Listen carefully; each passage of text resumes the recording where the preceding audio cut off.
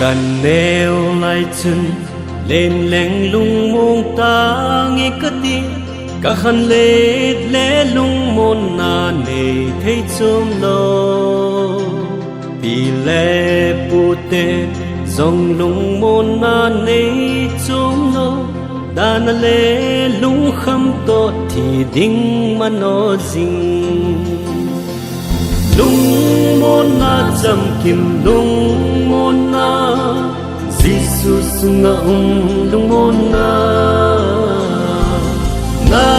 nay tiếng Jesus na nay tiếng lung môn na chăm kim na nay tiếng đây sẽ thao na lung môn ấy bê thấy đem tiếng cả thân ấy xuân chân hao na hồn nan cả măng in la mi hao đèn lung nộp na nay chôm lâu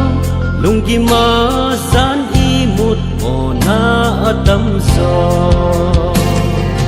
lung môn na chăm kim lung môn na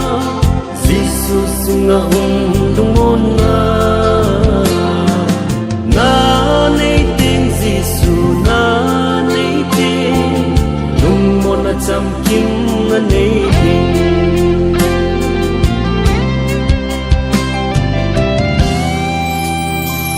lấy xiết chỉ na lung môn ấy bê thế đêm tiếng cặp họ này xuân hồ chỉ na hồ nan cả măng thiên la mi chinh tên lung môn na này chôm lâu đà na lệ lung khăm min thì đinh mà nó xinh lung môn na chăm kim lung môn na Jesus nga lung môn na nay tiếng Jesus na nay tiếng lung môn na chăm kim na nay tiếng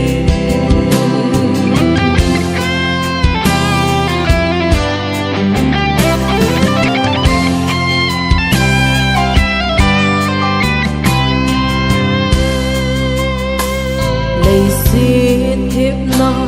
lung môn ấy bê thấy đêm tiếng cả lộ này xuân sinh thiệp na hồ nan cả mong